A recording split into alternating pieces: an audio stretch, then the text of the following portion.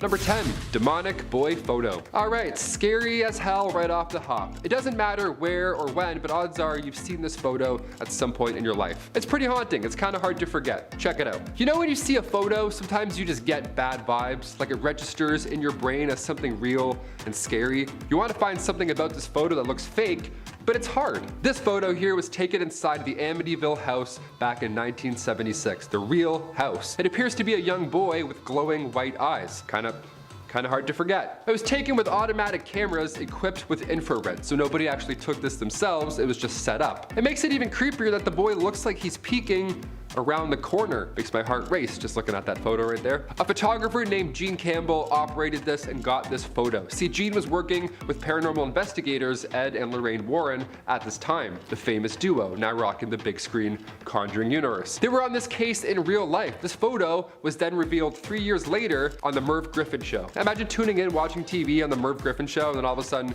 you see the ghost of John DeFeo. That's nice. Yeah, many believe this is the ghost of one John DeFeo, one of the boys who lived there prior to that 1974 horrible event. We're still trying to cover this. What do you guys think? Elaborate hoax, or perhaps this photo is one solid piece of evidence that the Amityville house was and still is indeed haunted? Number 9, Svalbard Vault. Over the pandemic, I spent a lot of time playing video games. Chris and I actually just talked about video games for like 8 minutes straight before we click record, so that's pretty funny. Some of my favorite games always have a similar theme. They always have this post-apocalyptic feel. It's always just barren wasteland with like one dog as a survivor and you have to like go and eat scraps. Yeah, Fallout, it's a great game. There's shelters with survivors or even vaults. It's stressful, but it's engaging, right? Searching around. Now in real life, we do have a global seed vault, and it's deep in the Arctic Circle on the island Spitsbergen. Now in this massive bunker that has since been deemed the Doomsday Vault, great name, really rolls off the tongue there. This is where humans will store food crops. It contains 100 million seeds. So if the earth all of a sudden, gets wiped out, or even if all the ice melts and it floods and everything goes to quickly, this vault will still be good to go. All that water that just, flooded the rest of humanity will then regrow the earth with all of these seeds, ideally. It sounds like a fun, cute way to get humans to think about the future. You're like, hey, throw some seeds in, make a wish. But I'm concerned. Is there something we don't know? How soon is this gonna happen? Why is everybody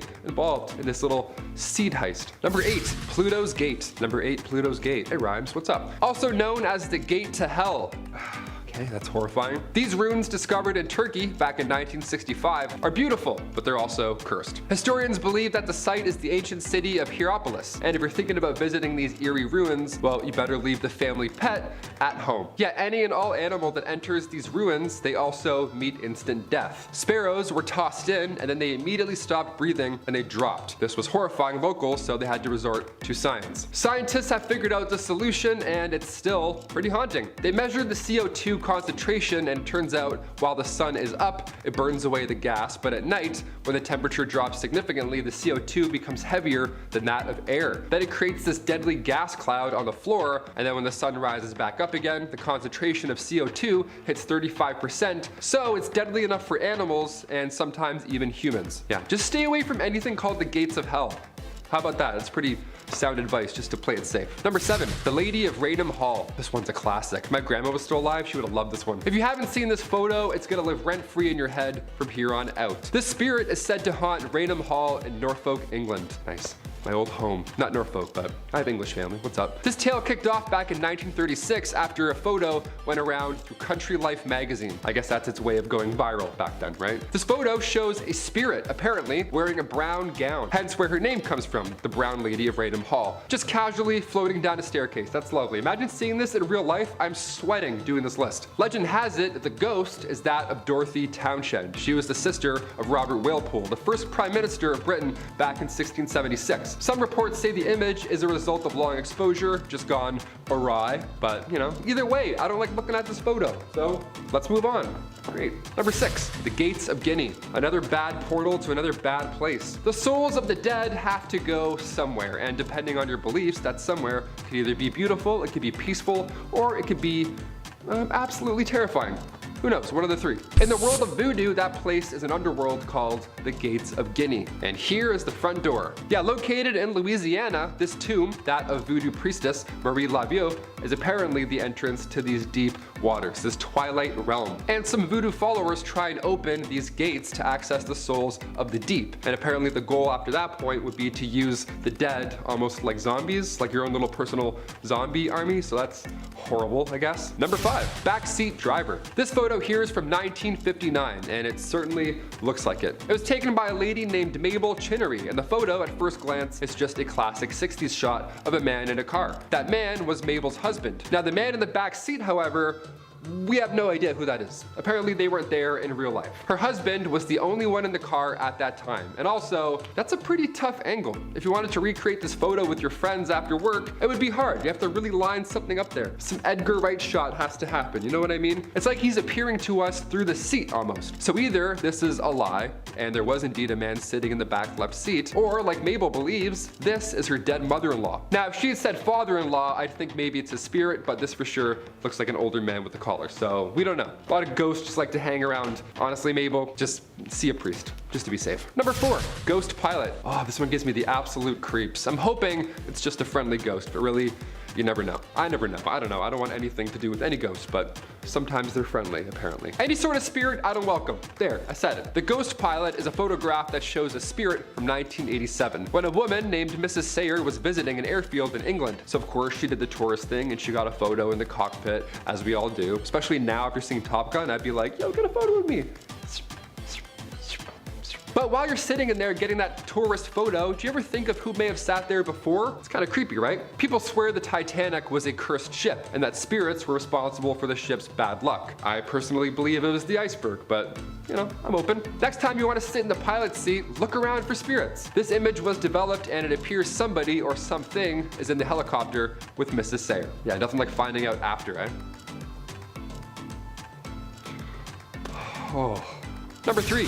The Spectre of Newby Church. This one comes from 1963, so it's a little more recent, but even so, this is one of the most convincing on this list, in my humble opinion. Reverend K.F. Lord took this photo in the Newby Church in England. England's a hotspot for ghosts, eh? Damn. And Lord ensures us that this photo is 100% real. I mean, to be fair, it looks like the spirit is facing the camera, so I don't know. It's a great frame, but I'm still believing. The whole Plague Doctor vibe going on here, that's what makes me feel gross here. Anything with Plague Doctors is always given me the creeps, so I can't even look at this photo. The figure seems to be standing on the first step to the altar, yet somehow it is still taller than the actual altar itself. We think this being, this ghost, is about 9 feet tall, so whoever faked this, if that is the case, they must have been on stilts or something. Also, stilts and a sheet over your face on a staircase? I don't know. I don't think anyone faked this. That's for sure a very tall demon. Drink your milk, then you'll be tall and strong in the afterlife, just like that demon right there. Number 2, the Paris Catacombs. As above, so below is an underrated horror film. It's very good. If you haven't seen it, go check it out. Makes you all sweaty and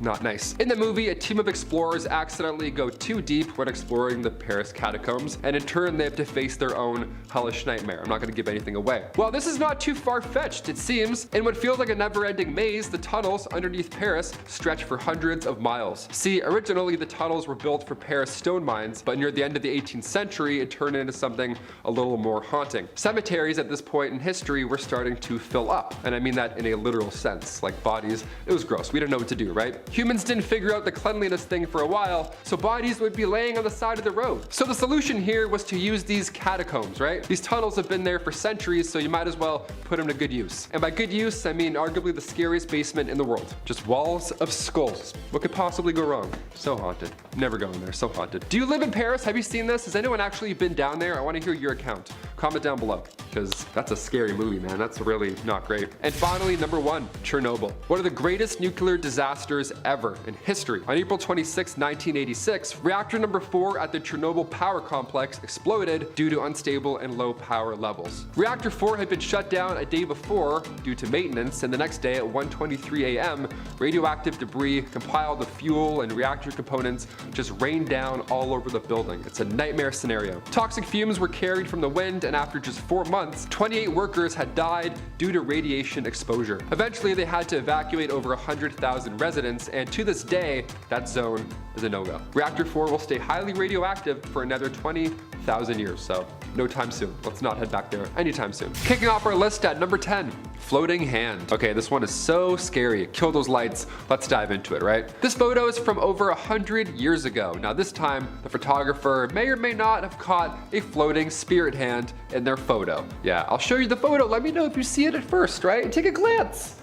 What's wrong with this photo? Anything sticking out? Any floating hands just appearing in the photo? This photo is a group of women who worked in a linen factory. The lady on the far right appears to have an extra hand resting on her shoulder. Yeah, her right, our left. This may be a hidden person, maybe somebody with long arms was out of frame. I'm a lanky guy myself. I can put my arms around like 9 of my friends in a photo, I get it. But it's the positioning of the hand that gives me the chills, right? It looks curled almost, which gives it a demonic, insidious, the last key vibes. You know what I'm saying? Number 9. Colossal squid. Not to be confused with the giant squid, those are similar, but dare I say, smaller. As its name hint towards, the colossal squid is it's huge. It's one of the biggest things I've ever seen in my entire life. They live in the darkest, coldest depths surrounding the waters of Antarctica. These squid are on average 46 feet in length, with the females being the largest of the species. They have large tentacles with suckers equipped with razor hooks, so whatever it grabs, it's certainly not letting go anytime soon. Its diet consists of large fish, and when I say large, I'm referring to a 7-foot long Patagonian toothfish. You know, not like a little goldfish. No, these are colossal. They need a colossal meal. They try and fight whales sometimes. Know what I mean? They have no regard for the size of others, and they're more often than not marked up, suggesting that they've been in a few deep sea tussles, right? Octopus wants to fight. It's my favorite IPA. That's the inspiration right there. On top of being magnificent, they're quite mysterious. Only 2 specimens have ever been collected, with the second being as recent as 2014. Do you believe this is the closest living thing to the Kraken? I don't know. I'm horrified of deep sea creatures, so this list is haunting in my way, okay? Number 8, Island of the Dolls, Mexico. I'm also not a fan of dolls on islands, so pretty haunting. This island is famous, of course, for having dolls or doll parts just spread about all over. Why, you ask? Well, let's talk about it. The islands surrounding this one are inhabited, but this one is said to be filled with demonic spirits, so no one's hanging out, no one's camping, I guess. Specifically, the spirit of a young girl who drowned there way back. Like Camp Crystal Lake, only creepier, dare I say. These dolls are hanging or nailed to the trees. Now the dolls have to come from somewhere, right? And they came from a local resident by the name of Julian Santa Barrera. He put all these doll parts up in order to try and ward away any demonic spirits, right? He's fighting back by nailing doll parts to a tree. I guess he's a hero. To this day, nobody dares to approach the island. They would much rather snap a photo from far away on their boat, which I totally agree with. That's probably a much better idea. If it didn't look haunted before, it definitely does now with the doll parts. I don't know. Great call, Julian. Could have used smudge sticks though? I don't know. Doll parts, that's a bit haunting. Number 7, nursing home spirit. Also, we're gonna throw in some ghosts in this list, so again, hope those lights are dimmed. This photo was taken from a nursing home resident the same night another resident had passed away, and they had no idea. This was back in 2015. That night, they heard a door open and close out in the hallway, but no visitors were allowed there at the time, so they noted it. It was, a little odd. So there's a great amount of people who thinks that this image here is one of 2 things. 1, the spirit of the resident that sadly passed away, or 2, it could be the Grim Reaper. Yeah, how scary is that? Both terrible options. A few comments were saying how it's comforting to know that in the end, you aren't alone and, an entity or something will walk you to the other side. I disagree. I think it's terrifying. I'd rather die alone than have this dude break into my home and then walk me to the afterlife. I don't want any Grim Reaper. Thank you. Check out this photo. What do you think? Is this real or is this fake? Comment down below. Number 6, magnificent alien. While the rest of the world was in panic mode, a new sea sponge was discovered in 2020. How fun is that? And by fun, I mean definitely an alien. This is terrifying. It was named Advena magnifica, which translates to magnificent alien. Yep, magnificent alien, they're gonna call it. This sponge literally gets its name because it looks like E.T. And to be fair, it does look like E.T. It's kind of cute. An ROV found this sample over 6,000 feet deep in the Pacific Ocean. This was never meant to be found, and we did it. They found it in what they call a forest of weird. Just an alien sponge sticking their E.T. heads out, hoping for some food to pass by. That's literally their entire life. They just sit there and wait in the darkness until some sort of dust just sticks on them, and they go, and they eat it somehow. Cristiana Castella Branco, the researcher who found this deep sea squishy, explains the discovery in an NOAA interview, saying, "As all these organisms are intricately connected, by documenting and describing marine biodiversity, we are building a better understanding of life and the impact of humans on Earth, and in this case, in the ocean." End quote. For a guy like me who doesn't like the ocean or any of the creatures in it. That's terrifying. See ya. Number 5. The Shining Hotel Spirit. The Stanley Hotel in Colorado is now, of course, quite famous for its use in the Stanley Kubrick 1980 classic, The Shining. The lodge, being over 100 years old, has a pretty decent chance of being haunted in real life. So the spirit tours that happen there pack a punch for fans of the production and also fans for the paranormal. Jay Mosling was on one of these tours, so like any ghost expert would do, they snapped a few photos of random corners of the room. Gotta catch those ghosts with the flash, it's the only way. After the trip, he was going through said photos and he found this gem. It appears to be a spirit, a demon, a ghost, an apparition, something that's see-through and floating, so scary. It also has long black hair, it appears, so yeah, I don't know what's going on there. The room was of course empty at the time the photo was taken, and I do believe that.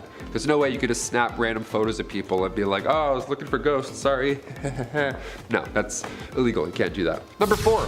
Deep sea pigs. Alright, we'll bring it back up to some scary sea stuff. These guys are a genus of sea cucumber, but they have these little tube-like legs, which is why they look super weird and scary. Not that regular sea cucumbers look exceptionally normal, these ones look even weirder than that of regular ones, so gotta include them. They like to live on the seafloor, where they move through the sediment searching for their next meal. They eat, check this out, they eat by extracting tiny little particles of organic matter that's just fallen from the surface of the ocean. Yeah, they just wait around for scraps to, again, just land on them. How sad is that? It's kind of funny, but it's mostly sad. Sea pigs measure out to be 4 to 6 inches long. So yeah, I guess they're cute, sure, I guess. They're small, so therefore cute. I'll admit it, they're okay to look at. And they live at a depth of somewhere between 1,200 to 5,000 meters deep, so I don't have to worry about any of these sea pigs grabbing my own little piggies, right? They're quite deep, so therefore out of sight, out of mind. They are small, but they're mighty. Their skin carries a natural poison, which can make them a horrible midnight snack for anyone involved. Also, when brought up closer to the surface, they literally disintegrate. So that's a scary fact to know about an animal. Number 3, underneath Thwaites Glacier. We've seen some fascinating stuff here on Bumblebee, specifically underwater creatures and haunting stuff from our past. We love exploring the depths, and this next one, I couldn't believe. It's actually terrifying to look at. This is footage from the bottom of an Antarctic glacier. This glacier is the size of Florida. If it collapses, our sea levels could rise 10 feet, so it's a pretty big deal. So scientists were like, yeah, let's drill a hole through the middle of it and see what happens. Yeah, in 2019, researchers drilled 2,300 feet right through the middle of the Thwaites Glacier, and they dropped a robot with the camera down and they saw this. This is the first time we've seen the grounding zone of Thwaites Glacier. Lead scientist Brittany Schmidt says this project is a dream come true. And for me, it's a nightmare that I now have to look at. I don't want to watch this video ever again, but you should, it's pretty cool. Number 2, Tomb KV55. Classic, going back to Egypt for our Bumblebee fans. Located in the Valley of Kings in Egypt, Tomb 55, otherwise KV55, was discovered by Edward Arton back in 1907. And the reason we call this tomb by a number rather than a name is because, well, we don't know who or what exactly was inside.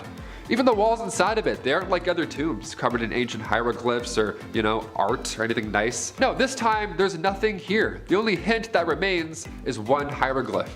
And it's scary. It translates to, "The evil one shall not live again." Even these massive stones were built in order to prevent anything from getting out of the tomb. Yeah, out of the tomb. Usually with ancient tombs in history, it's the opposite. Things are, prevented to get grave robbers to come in. This time they're like, no, we don't want anything getting out. That's kind of haunting. Many believe that it's Akhenaton because he got on the wrong foot with, the high priests over his 17 years of ruling. He was convincing everybody that their art and religion was wrong, and the only god in existence was his sun god. So his own son, King Tut, succeeded him and luckily restored the previous religion back to normal. But yeah, maybe that's why this tomb is empty. Maybe they're like, you know what? We don't want history to remember you. You tried to out religion, so we're good. Number 1, house guest. I saved the best for last, and by that I mean this is the scariest thing I've ever seen. This video, yep, little surprise for you, there we go. This comes from a middle-aged man in Oxford, North Carolina. It was his day off of work and he was looking forward to just kicking back, relaxing, and instead he had to deal with this. Instead, the lights in his home started to flicker, and immediately after, the smoke detector started to go off. The lights were flickering all over the house, not just one room. The fridge light, the bathroom light, you name it, the water even started to run by itself. So something started to go wrong, apparently. And he filmed the happenings, but when he looked back in the footage, after fleeing his home on his only day off, he caught this peeking from the other room when looking back. Pretty terrifying, right? Yeah. Whether it's thalassophobia or ghosts, we're hoping one of these photographs gave you a little scare here today on Bumblebee.